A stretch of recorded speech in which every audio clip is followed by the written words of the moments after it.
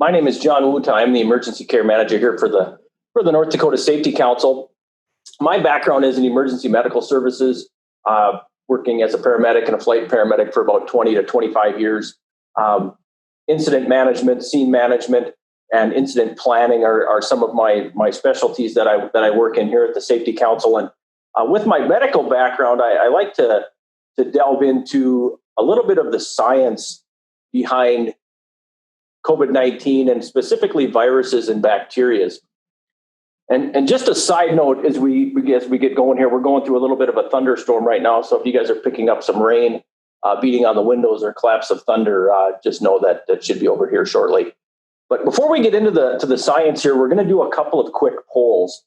The first poll that we're going to do, and we'd like everybody to answer, is what are your greatest concerns as educators and working in the education field? What are your greatest concerns related to COVID-19? I'll give you guys a couple minutes to answer those questions.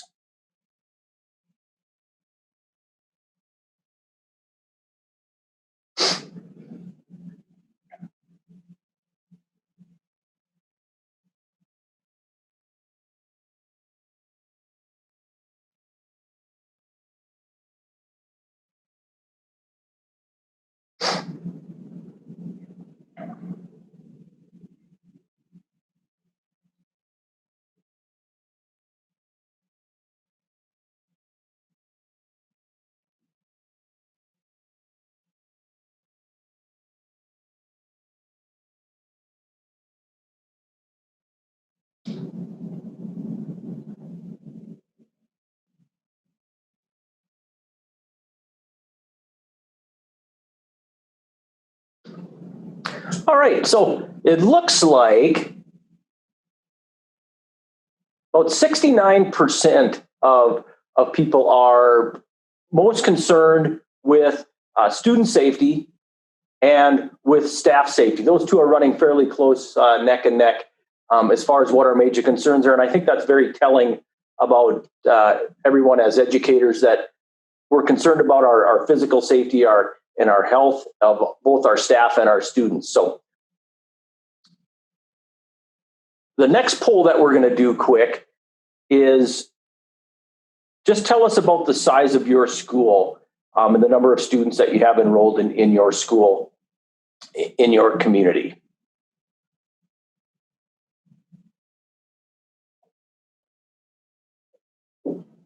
This poll kind of gives us a good mix or a good idea of who we're speaking to and what size communities and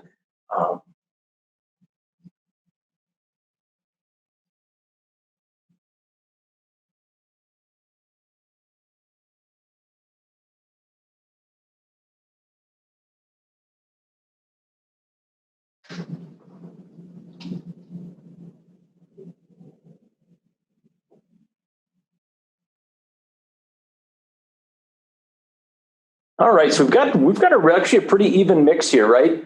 Between 25 and 35%. It's equally spread between having less than 200 students, and then with some of the larger schools in there and some medium-sized school as well. So we've got a really good mix of schools that are in attendance today. So that being said, let's move forward with our presentation. So let's look at what is a bacteria. So going back to your high school biology class, we'll do a quick little refresher here. A bacteria compared to a virus. Remember that a bacteria is roughly 100 times larger than a virus. In some cases, it's even larger depending on the size of the bacteria. And a bacteria compared to a virus is a relatively complex, it's a single-celled creature, right? And you remember from high school biology, we talked about mitochondria, we talked about ribosomes and these structures that are present on the inside of a bacteria. Now, when we compare that to a virus doesn't have any of those pieces. But like a virus, a bacteria is surrounded by a rigid wall. It's a rubbery membrane, and that encapsulates that interior fluid inside the bacteria. And it's this wall that the soap and the hand sanitizer work to break down that wall. They destroy that wall, and in doing so, kill that structure. Bacteria are a little more unique than most viruses in that they can survive in some pretty extreme environments, everything from extreme heat to extreme cold to radioactive waste. They've discovered bacteria that actually can tolerate the heat, inside of volcanoes and places like that, and in hot springs and places where it's actually boiling water. So bacteria reproduce in colonies. You remember when you did an experiment in biology class where you took a bacteria media and you streaked it out onto a petri dish, and then we closed that up and we set it on the windowsill in the classroom for a few days, and lo and behold, we had colonies, little clusters of bacteria produced. They group in colonies now compared to a virus. We'll talk about how they reproduce here in a little bit. Important thing to remember, though, is fewer than 1% of bacteria are going to cause diseases in people, okay? And most of them are relatively easy to take care of with antibiotics and so forth. So now let's look what a virus is. A virus is the smallest of all infectious microbes, right? Again, 100 to 200 times smaller than a bacteria. We can actually fit hundreds of viruses inside of one bacteria. And really, a virus isn't really a living organism. It's just a single piece of genetic material, either RNA or DNA, and that is, again, surrounded by that protein shell. The COVID-19 virus is an RNA-based virus, but like all viruses, they can't survive without a living host, okay? They're kind of a mooch on the system. They need a living host in order to reproduce, and they're very specific about the types of cells that they attack. If you think about the influenza virus, for example, likes to attack the tissues of our lungs. The hepatitis virus is very specific to the cells that make up of our liver. They're trying to figure out still at this point what the COVID-19 virus likes to attack. And some of the recent discoveries may indicate that this virus is vesicular in nature. And what that means is that it likes to attack the inner linings of our circulatory system. And that's why we're kind of seeing a broad range of symptoms when you hear things about COVID toes and these kind of odd symptoms that are showing up on people. But again, also it attacks the lungs, and that's why we're seeing the pneumonias and the extreme difficulty breathing in severe cases.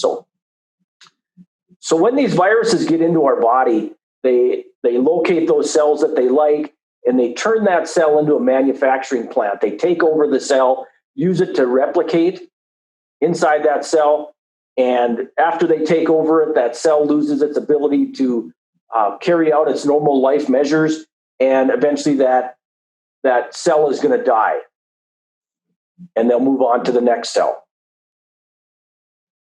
It's important to understand how these viruses spread, okay? COVID-19, the influenza virus, they're going to travel when a person coughs, spits, or they sneeze, and those microscopic droplets that can actually contain that virus are going to get launched out into the air. They can travel further than 6 feet in some cases, right? When a person coughs, when a person sneezes, when they're shouting or yelling, or even singing for that matter. We're going to talk about choir later on, and that being one of the more high-risk activities that students can do as they're clustered together and singing. They can travel more than 6 feet in some cases. Wearing a cloth mask, just a simple mask, is going to reduce the probability of that spread. What those masks do is they tend to slow down and they encapsulate those droplets, and they get caught inside that mask and keep them from infecting other persons. Transmission can also occur by touching the virus on a surface. They're finding now that this is more or less of a threat than initially thought, but it's still the possibility that that virus can be alive on a surface. You pick it up with your hand and then you rub your eye or you wipe your nose, and that virus enters your body through one of those portals. So let's look at masks, okay? Masks, a simple mask like you see in the picture that most of us probably have on hand now, are designed to stop the virus and those micro droplets from exiting our body and infecting other people. Don talked about respirators earlier, specifically N95 respirators, And those respirators filter the air that comes into our body. If you're going to have staff that are going to interact potentially with infected students, they're going to need to be fitted. The N95 respirators come in different sizes, and you've got to have a clean shaven face in order to ensure that that mask seals on your face. They've got to be fit tested where they make sure that there's no leakage around the edges of the mask that could allow a virus to come in. And then there needs to be a medical clearance piece for that as well. As you're breathing in through that mask, that respirator, there's some resistance there as it filters that air, and a person has to be in a good health state in order to tolerate that respirator being on their face. So who needs what? N95 respirators are going to be reserved for those people at high risk. Okay, your staff interacting with a student who is showing signs and symptoms consistent with COVID-19, absolutely, they may put that at a higher risk. If you work in a large school and maybe you have staff that are your attendance staff that are frequently interacting with students throughout maybe the morning hours when things are busy and students are settling into class, you may identify in your school that that person's at a higher risk simply because of the number of people that they're interacting with. They may be a candidate for an N95 mask. Now, healthcare providers, public safety people, those people are already considered in that group. But for the vast majority of us, the simple mask is what we're being asked to wear. Again, simple masks prevent droplets from exiting our body and infecting other people. Now, provide info on proper washing, care, and use. As we have students and staff in our building, these masks need to be taken care of. And it's important to remember that during the course of the day, they're going to be potentially harboring bacteria and mold. It's a dark, moist area that is perfect for growing bacteria and mold. And then if we're breathing in through these masks, we run the risks of making ourselves sick simply because of the germs that are inside that mask. So one of the conversations that Don and I had yesterday as we were talking actually about kind of the transportation piece of this and what it's going to look like as we put students onto buses is, and maybe it's changed. It's been a while since I've been in school, but there was always a list of school supplies that were going to be needed by the students. And I think it would be a good idea as school starts and these school supply lists are put out by the teachers, if you guys want to add to that list a supply of masks, maybe they need 3, 4, 5 masks to get them through the week because mom's got to have the other ones at home and they're going to be going through the laundry and being cleaned. And if they're going to go on a field trip, maybe they're going to need to wear a mask on that bus because we can't ensure social distancing and different activities. At least it seems reasonable to me as a parent that if a supply of simple masks was put on that school supply list, that would be an acceptable thing, and I think would be a good idea to add to those. So one more thing for you guys to keep in mind as we get closer to the school year. Hey, John. Yes, Don. And if there's any individual schools or families, if you find a difficulty in finding a resource for basic cloth masks, just reach out to us, and we can either help you identify some resources that might be in your community, or we have some as well. So if you can't immediately find cloth, of course, there's a lot of providers now online that you can purchase them from, but there's also some local resources here in North Dakota. Thanks, Don. So let's talk about reducing risk, specifically inside of your schools, okay? Temperature checks. This is one of the topics that is out there, and I think some schools may incorporate this. I've talked to some administrators that are looking at buying scanners that are going to, scan a group of people versus a simple infrared thermometer. So the federal EEOC has approved temperature checks as a means to exclude somebody from entering your building. Okay. Normally, this is an ADA violation where because of a medical condition, we exclude somebody from entering our property. It is now fine to do so just because of the associated risk with potentially infecting all the other occupants of the building. So that it is fine to do. As you put your plan together, make sure that you have somebody from management, at the one of the principals involved, to set up that procedure. As we move forward here, and we're going to talk about a couple areas that are going to require some oversight. So if you've got a person that is going to be doing temperature checks as students enter your building, a PPE might enter that realm. And if anybody has been to the doctor's office and they were screening patients that were coming into the doctor's office, you notice they were typically wearing maybe a gown and a mask as they take those temperature checks to protect them, just because of that risk. And in the sheer number of people that they're interacting with puts them at a higher risk. So some simple PPE would be beneficial for those times as well. If you're going to be checking temperatures of your staff and employees of the school, remember that time is compensable time as well. It's also going to take time. It's going to slow down the entry into school as we stop and we check everybody's temperature. So we may need to stagger arrival times. If school starts at 8, maybe we need to have some people showing up at 7:30 and other people showing up at 7:45 to ensure that there's enough time built into the system to allow everybody to get their temperature checked. The threshold temperature for excluding somebody is 100.4 degrees.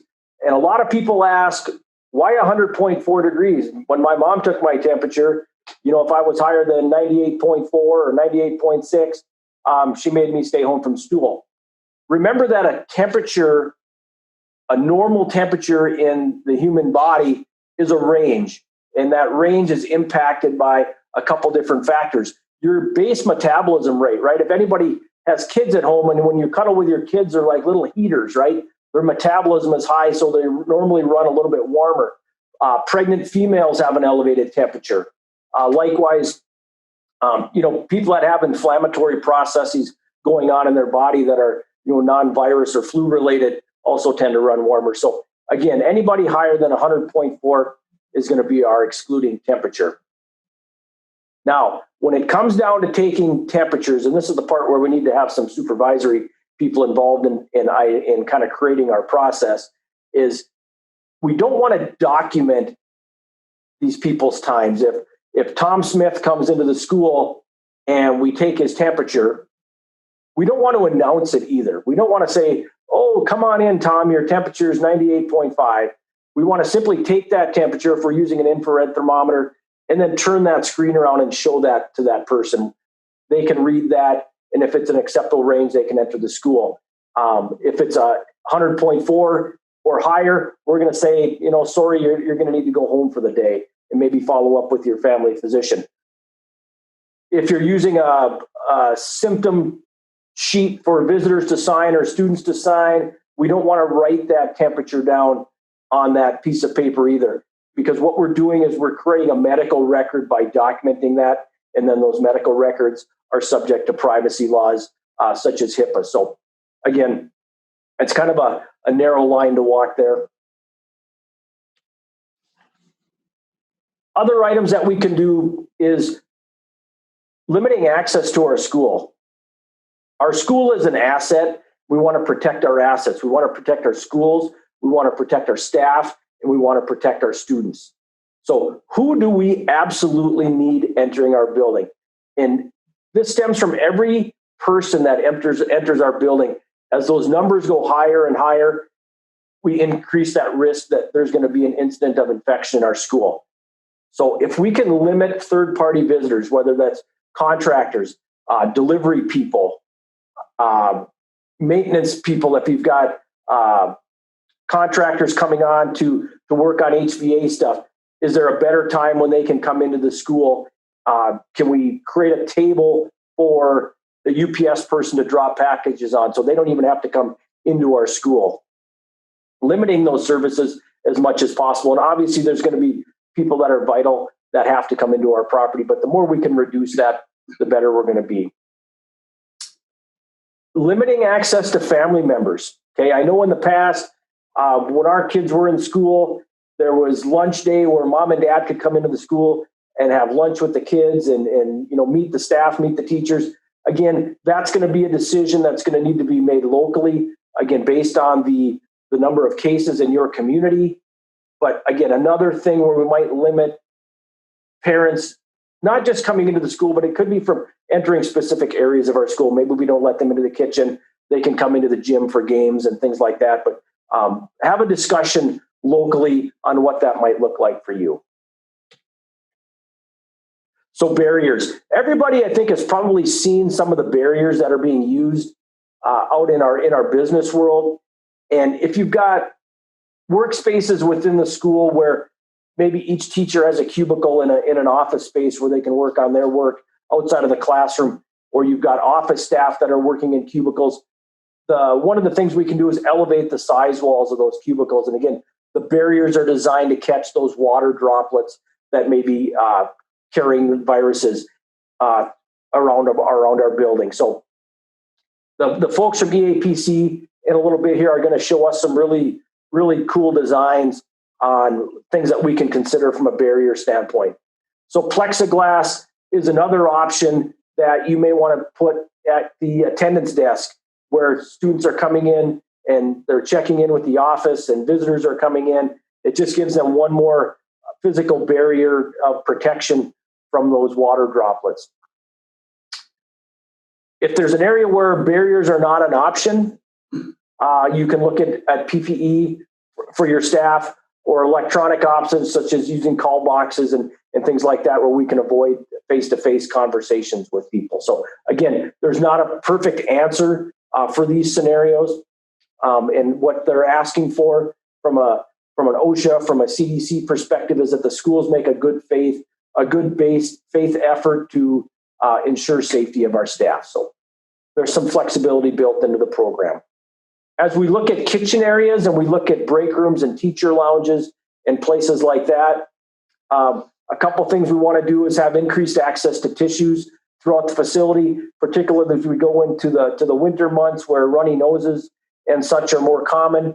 We may want to have a trash receptacle specific for Kleenexes in a different place where people can deposit dirty Kleenexes. When we get into the kitchens and break rooms, now, schools typically have more of an industrial kitchen and washing means than we do in, say, the teacher's lounge. So if we look at the teacher's lounge, we're more likely to have cups and silverware that are, maybe they're washed just in the sink and they're not used using commercial cleaning supplies. They're not washed in water that is of a really high temperature. They're not going to get as clean. So the recommendation is if we can avoid using reusable utensils and go to plastic and paper plates, that lowers that risk for staff using those areas. Likewise, in the kitchen, what you're doing there is make sure that you're using a proper soap and the temperatures that the water is washing your lunch trays and student silverware on is at a temperature that's adequate to kill those viruses. If we've got meeting rooms, conference rooms and such, it's tempting to take those chairs and take them away from the table and simply put them along a wall. That chair, just being present in that room, is inviting for people to grab that chair and roll it back up to the table. So we recommend removing them, whether it's tables or chairs, from an area altogether to remind people to social distance. We can encourage our staff to take breaks outside. Anytime we can be outdoors and we can be in fresh air, that risk of contracting the COVID-19 virus is significantly less. So the more time we can spend outside and in a social distancing manner is going to be beneficial. So resources that we can have available for the health of our staff and students is a list of financial counseling resources, right? As we've gone through this, we've had friends and family members that have been laid off from their jobs. They've had their hours cut, so their income is down. If we can have a list of financial counseling resources available for our staff, that is a beneficial thing to do. Substance abuse resources. The latest numbers I've seen is that alcohol consumption in the state of North Dakota since coronavirus showed its face is up anywhere from 25 to 30%. So that's a significant jump, and also is going to tend to make a higher potential for abuse. So some of those services might be needed for your staff and team members. Just doing team building and kind of mental health support initiatives to help with staff morale. Having time maybe outside of the school day where staff can get together and interact socially in an appropriate manner and just kind of take some of the stress off of life. If you can implement an anonymous reporting system where if you've got staff that are concerned about the mental well-being of a coworker, set up an anonymous system so those staff members can communicate that to the school principal, and we can maybe lead those persons to some help, whether that's through the employee assistance program or the staff at Nuvation Health Services. Maintaining good admin to staff communications. Every time we go through a large incident in my emergency world, the failures always come down to communications. And we can ward off a lot of frustration of the staff level and also of the rumor mill, right? By maintaining good communications with our staff. Let them know the status of the school. If there's, anonymously letting them know that, we may have a case of COVID in the school. Here's what we're doing. These are the ongoing efforts that we're doing to keep our students and staff safe. Make sure that we're communicating good with our staff members. Everybody should have gotten a guidance sheet as part of their packet for this course from Nuvation Health Services. They offer a lot of great services from counseling of adults to children. So feel free to look that over. The other website that is referenced by the state agencies is parentslead.org. So that's a good reference for people as well. So how can we ensure social distancing? Now, the guys from EAPC, architects and engineers, are going to show us some of the things that from an architectural standpoint that they're working with and that are ongoing in other school districts. So things we can do for social distancing is, again, the tape marks on the floor, maybe using different color changes to delineate appropriate distancing and traffic movement throughout our school. And a lot of times those tape markers on the floor, they don't necessarily have to be a place where people stand, but they're a reference point for that distance. So it lets people know, okay, this is 6 feet and maybe it's okay to stand here, but not over here. So again, spacing and traffic considerations. Remember that as we have students passing each other in the hallway, right? Our distancing guidelines are 6 feet for 15 minutes or less. And as those students pass in the hallway, they're still within those social distancing guidelines because they're not stopping and chit-chatting and students congregating and spending time together. Those are going to be the type of things that as school gets cranked back up here in the fall, that as teachers and staff, we're going to have to keep an eye on to make sure that they're not exceeding those time limits and spacings. So again, spacing our tables and chairs, desks in the classrooms further apart. Maybe we need to remove some chairs in the classroom to ensure that students don't congregate.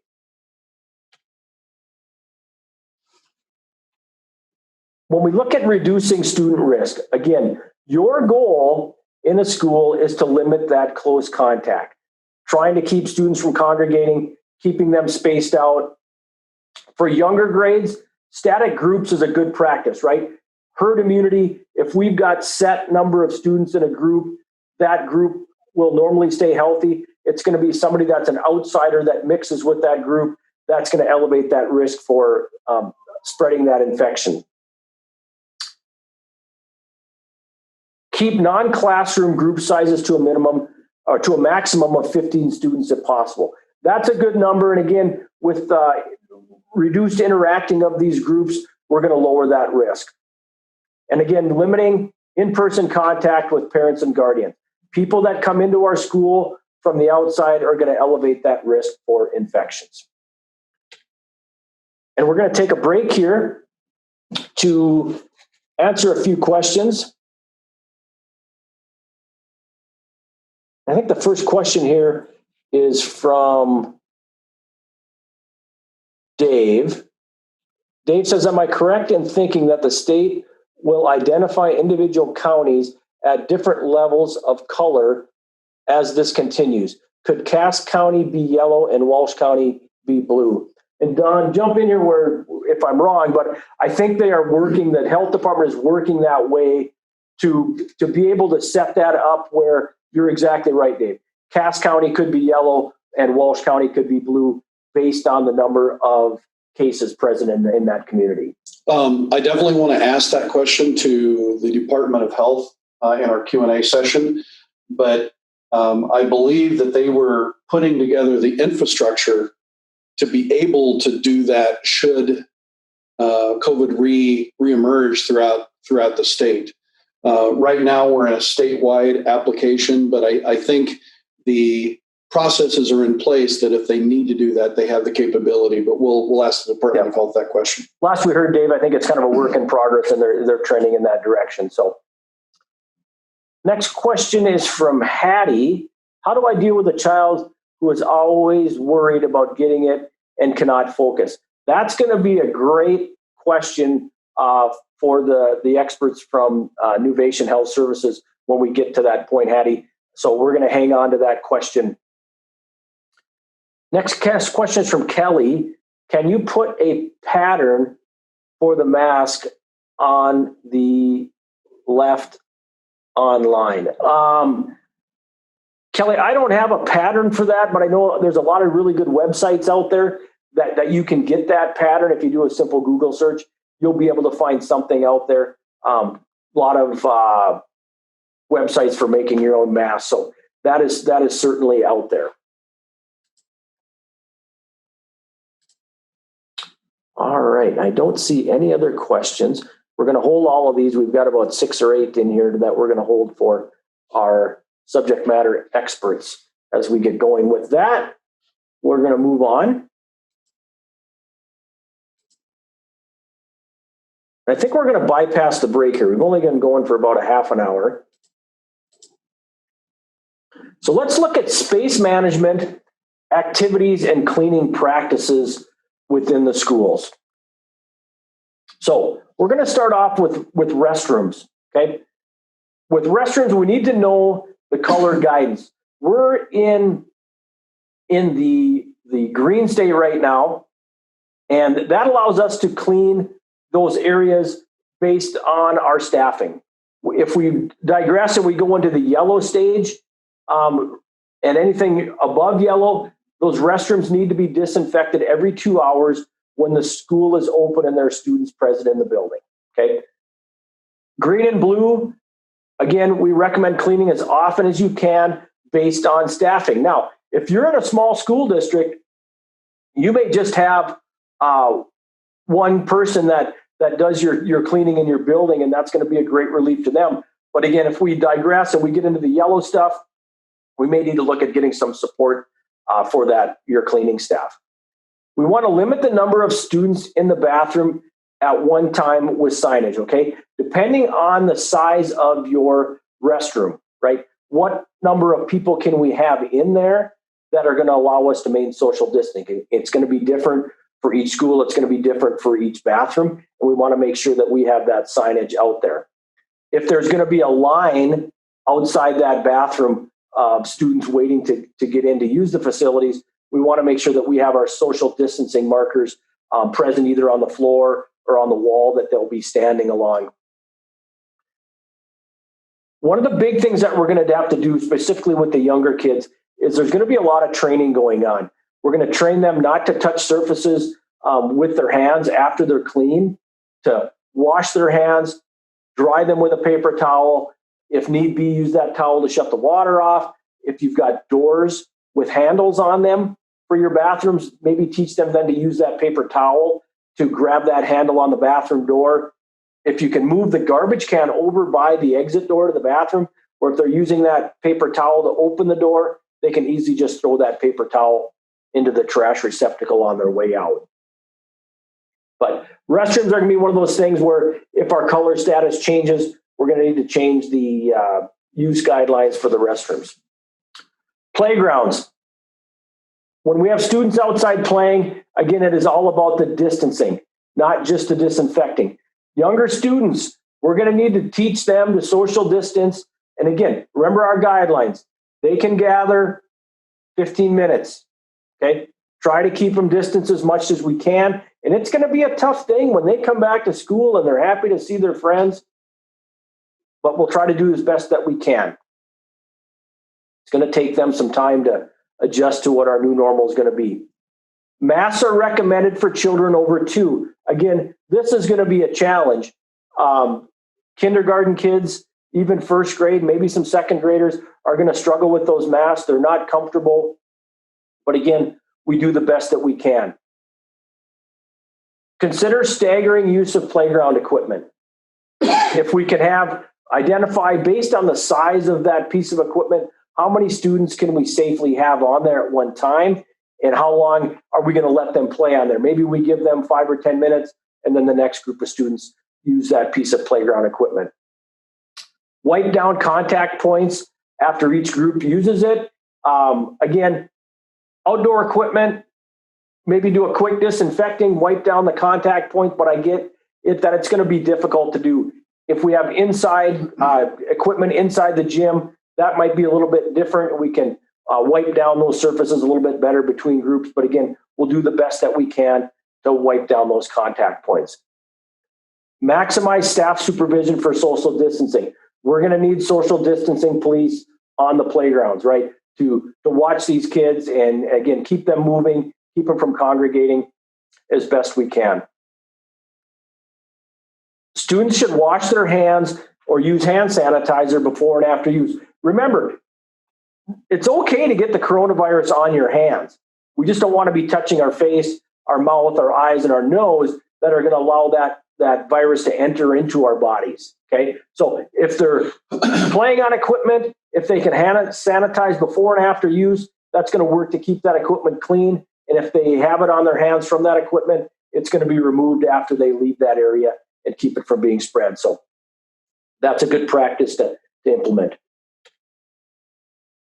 So gymnasiums and physical education, we want to focus on social distancing. Disinfecting comes second. Based on the number, you may not want to close some seldom used bathrooms to make them easier to use, right? So depending on the bathrooms, maybe in the gym, we want to make it easier for our cleaning staff. There's a lot of bathrooms in the school. If we can maybe shut some of them down, we can take some of that workload off of our cleaning staff. Remember what the definition of close contact is, right? 6 feet for 15 minutes. Many sports can be played, right? As long as the students are moving about and they're not in close contact for that 15-minute time frame, most things can go on as normal. Stagger use of gym if necessary. We might have to limit the number of students we have in the gym at one time. Wipe down frequent contacted surfaces. We talked about that already. Might be a little bit easier inside, but again, using hand sanitizer before and after they're in contact with that equipment is going to be a good practice to put into place. If used, disinfect showers after use. One of the things that we've talked about is if we need to disinfect a shower area, which is nobody's favorite task to do, a simple solution might be able to use like a pump-up garden sprayer with some safe disinfectant in it that maybe we don't even have to rinse it off. We can walk into the shower and we can spray off the surfaces that need to be disinfected and just leave that alone to do its business. So again, bathroom surfaces between groups if possible. If you're in a grade school setting and you had the staff outside of the classroom and now we're all going to go use the bathroom together, we're going to go in our small numbers, students waiting outside. But after we've had a good number of students go through that bathroom, it may be a good idea to reach out to your housekeeping, your cleaning staff to let them know that, hey, I just had a bunch of students go through and you stop by and clean that bathroom when you get time. So, extracurricular activities. We want to maximize the size of groups that will be decided by superintendents and local school boards, right? Maximum sizes will be set locally. Visiting with your staff, what are the capacities of our rooms and what are the number of students we have? know the current color and requirements. Make sure you're aware of where we're at in that system. There's a reasonable chance we could end up in the blue status, right, our new normal before school starts, and that's going to change a lot of things for us. Closing any spaces not in use. The more we can lock down certain areas and not allow regular use of that area is going to help our cleaning staff, and it's going to also lower that risk for infection in those areas. Plan to social distance spectators until we reach blue. This is going to be a challenge, but I think we did a lot of it with the graduation ceremonies that went on, and we found a way to do it that when our sports get back into action here in the fall, whether it's football games, basketball games, we want to make sure that we're social distancing during those events. You can have safety announcements over the PA system. We can post signage at the entrance to the school, the entrance to the football stadium, and what those expectations are as they come into the stadium or to the gym. Limit travel on buses. Okay, again, easier said than done. If used, we must have a seating plan and a cleaning plan. If we can't ensure social distancing on a bus, we're going to need those face masks for those students that are traveling on that bus to make that environment a little bit safer. And we're going to need a plan to clean the buses and what that looks like. We got to look at each of our activities individually, okay, and identify which of those are at high risk. I talked about choir earlier, and my kid was a good singer and was involved in several different choir groups, and that's going to be one of the high risk activities when you think about all those students in a compact area and they're singing and they're expelling water droplets. We're going to have to look at that. It might be things like small group ensembles where we get them together and we're able to keep them spaced out socially to make that a little bit safer. But again, if we get into the blue color, all of these things are going to change. So we'll need to be able to pivot and adjust fairly quickly. So school district keys. Plan for future disruptions to include distance learning, right? I would imagine we'll talk with the staff from DPI about what that's going to look like. Are we going to be able to have in-person classes and all of a sudden we had an infection in the building and the very next day or 2 days later, we're back to distance learning while the school is disinfected and then we come back? Have a plan for that, what that's going to look like. Evaluate use of support staff to meet students' needs. Again, we might need to be creative with our staffing. People might be asked to do different jobs around the school that they're not accustomed to doing. We might need to train staff to help disinfect. If we've got to disinfect an area and we've only got a short time to do that before the next round of students come in, we might need to have staff doing those other roles as well. And that's going to require some training on the part of the administrators for the school. Make sure you have a detailed return plan for your staff when they come back. As we get closer to school and we have your staff orientation, make sure you have a plan in place that everybody is on the same page and what this looks like going forward. And this applies to everybody, staff and administrators, that you can put these plans in place and you think you can have a really good idea of what it's going to look like. Understand that these plans are living and breathing documents. They're not going to be 100% correct, but it's going to be a means for you to put some forethought into what you think it might look like. Make sure you include a lot of variety of staff in on your planning and get their perspective of how their job might be impacted if a certain event happens, okay? Those are all important things to do. We're going to need to evaluate special need populations risk. Do we have staff? Do we have students that have special needs that are going to put them at a higher risk? And how are we going to accommodate those people?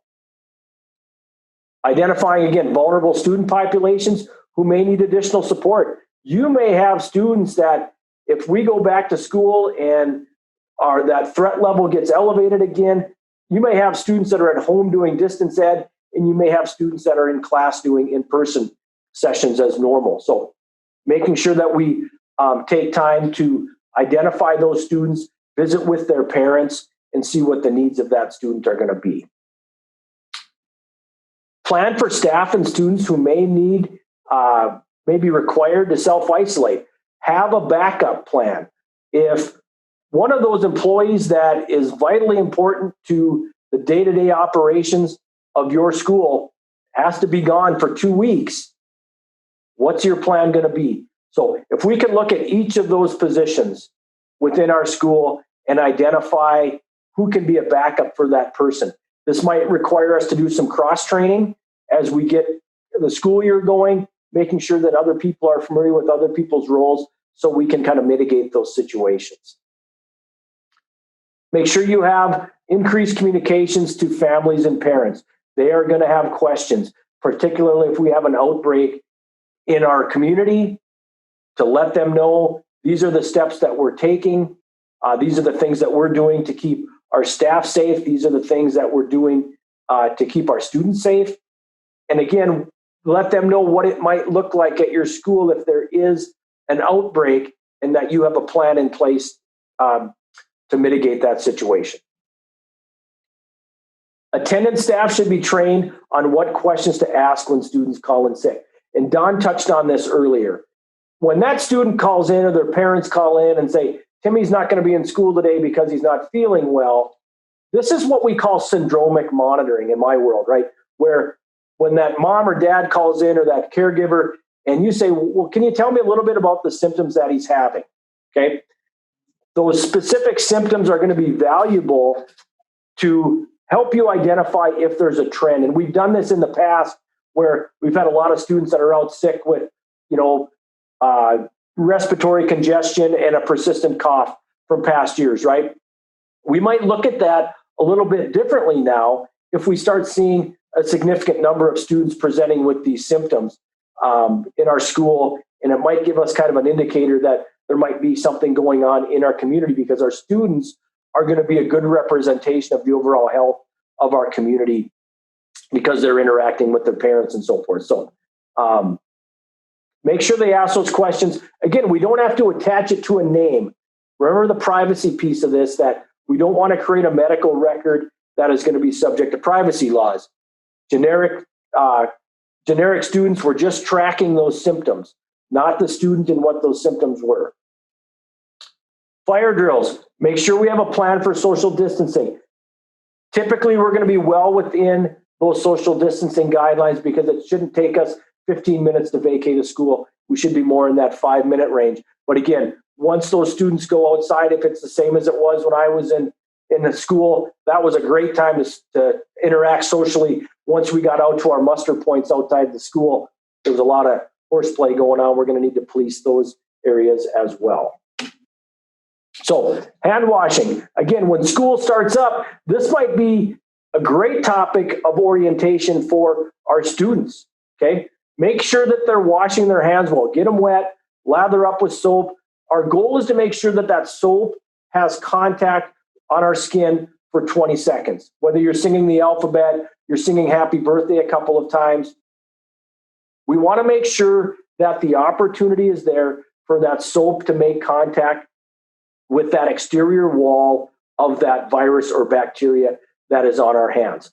If you think about the size of that virus compared to the ridges that are in our fingerprints, you could get hundreds, if not thousands, of viruses present in just the ridges of our fingerprints on the tips of our fingers. So making sure that students focus on the pads of their hands, the backs of their hands, the backs of their thumbs, in between the fingers, all of those areas. It's a great little training activity to do with our students as they come back for the school year, making sure that everybody's on the same page, because really, and everybody's heard this 1,000 times already, that this is truly one of the best things we can do to minimize the spread of bacteria and viruses, making sure that our hands are clean. Let's talk about cleaning versus disinfecting. When we clean something, our goal is to remove organic material, whether that's dust, it's grease, whatever the case might be. The soap that's present in that cleaning solution is designed to break down that organic matter, not specifically designed to kill bacteria. It may kill some, but it may just physically move some of them around on that surface. It might lower their numbers, okay? Disinfecting, on the other hand, is using chemicals that are specific to disinfecting, to kill those germs on surfaces or objects. Not all disinfectants are good cleaners, and not all cleaners are good disinfectants. So sometimes we might need to clean a surface, remove the heavy organic material off that surface, and that would include skin oil, right? If there's skin oil present on a table, removing that and then using a good disinfectant to make sure that we're killing all of the microbes that might be present on that surface. So key areas where we can focus on for disinfecting: doorknobs, door handles, crash bars on doors, any of the stainless steel push pads that might be on, say, bathroom doors or kitchen doors. The bathrooms, the common areas that kids are going to touch, whether that's soap dispensers, faucet handles, paper towel dispensers. Break rooms and kitchens, coffee pots, vending machines, the pulls on doors and drawers in that area, the microwave buttons, all of those things that are common that we touch when we go into a break area. Think about your cell phones. Think about the remote controls on the TVs, desktops and tables, any shared tools or equipment that we have, whether that's paper cutters, photocopier, touch pads. All of those places are good places to pay attention to. Hey, John. Yes, Don. Might also be a good idea to when they're putting out that initial information to families, to remind their kids not to let friends touch or use their cell phones. Yeah. Right. A lot of them like to, hey, look at this video, and they'll pass those cell phones around to multiple people. We now know, right, that the cell phone is one of the largest exposures to germs in general. And so that's a good reminder for us to communicate to them not to pass their cell phones around, especially now. Yeah. And that's a common thing, very common thing. And I think it's probably something that we're all guilty of. Okay. Musical instruments. If there's going to be musical instruments shared in music class, we might want to put in a place to make sure that those get disinfected before the next students come in. Again, countertops, keyboards and surfaces on all electronic devices following manufacturer's guidelines for cleaning those surfaces so we don't damage those equipment pieces. And again, stairwells. If you think about students and staff using stairwells in the school, wiping down banisters and handrails as you go through those areas are frequent. Those are frequent points of contact. So we'll take a break here for some questions.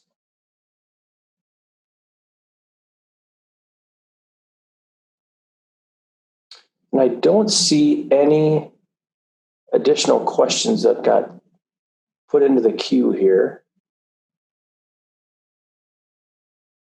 So we're going to move forward. And we're going to take a 5-minute break. Let you stretch your legs and refill your coffee cups. And Don and I will be back in about 5 minutes.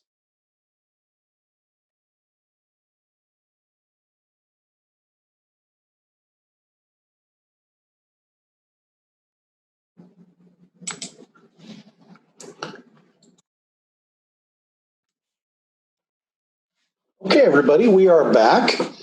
And we do have a couple of additional questions that came in. We have one question regarding hand dryers. We're going to actually ask some of our subject matter experts from the Department of Health on that question. And then we also had a question about what do we do if children can't afford supplies. A couple of different things. Later in the presentation, we will be sharing some information. There are some COVID-related funding that's going to be available through the federal government, and i.e. through Department of Public Instruction, but also your local health unit will have some resources for different types of masks and other items that we might need and that maybe some families might not be able to afford. So I think we would start there, right? Your local health unit and DPI for funding resources. But there's also a lot of local, like there's several folks here in Bismarck where our office is located that are providing free masks for children. So I think there's going to be a lot of resources out there for different people in different communities. So let's talk about a few impacts on learning. And again, I'm really looking forward to hearing from our subject matter expert, Teresa from Nuvation Health Services, on a couple of these topics. But first of all, you want to consider how responsive was the student during distance learning, right? If there was a huge gap in what they were able to do, work that they were able to turn in, how interactive they were during that distance learning time period this past spring, then we're probably going to need a plan to address those learning gaps. Some students may require additional assistance, and we're going to need to have a plan to address those needs once we identify them. Specific review and plan should be adopted for all of our IEPs. So how did the distance learning impact the kids on an IEP? And what are we going to do with each of those kids moving forward in addressing those gaps?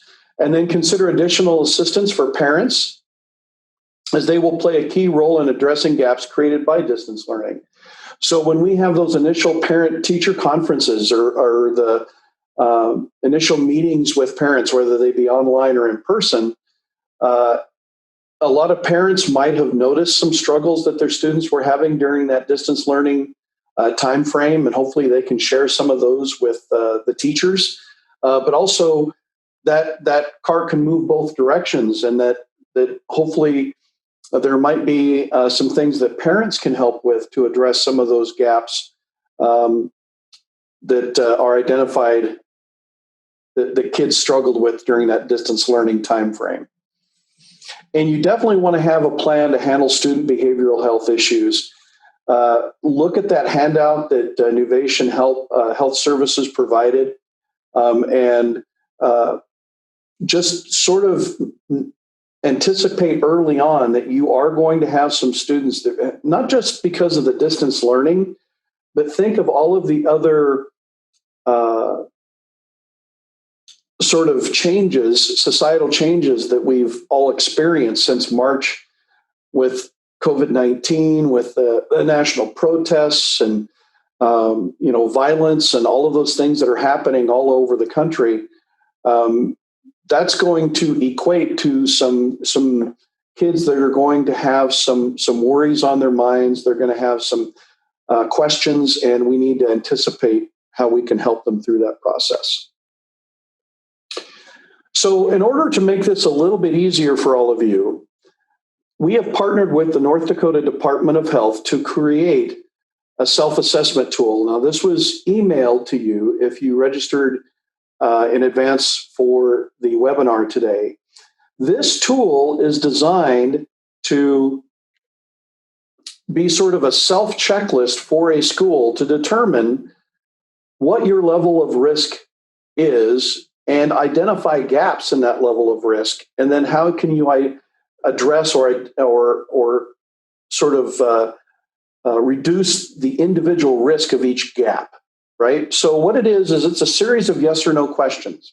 You go through the assessment and answer yes or no for these questions. And then if you answer no, that identifies a gap. And then the idea there is that you come up with a strategy on how you're going to address that gap. Now, again, this is not a one size fits all, and there will be different answers for virtually every school that fills out this assessment. Once you have it filled out, there's no requirement that you send it back to us or the Department of Health or any other government entity. This is a self-assessment tool for you to utilize and measure your own risk. Now, some of you may feel more comfortable having a consultant actually help you through this process. And so One of the things that the Safety Council does is we've done this for a lot of businesses already, and we're now doing it for schools, where we will send somebody on site, have them actually fill out the assessment, and we will then help you address those gaps that are identified in the assessment and help you through that process. So just know that if you need that additional help, that's something that we can provide. So at this time, I'm going to turn it over to our friends at EAPC, Architects and Engineers. They are one of our partners in the creation of this free webinar, and really made it possible for it to be distributed for all of you at no charge. And in addition to the financial assistance they provided in the development of the webinar, they also put together a wonderful virtual world where they're going to walk you through a school and sort of have an opportunity to address some of the things that we've talked about so far in a real world environment. So I'm going to turn it over to Sean at EAPC. I'm going to let him introduce himself. Sean, are you there?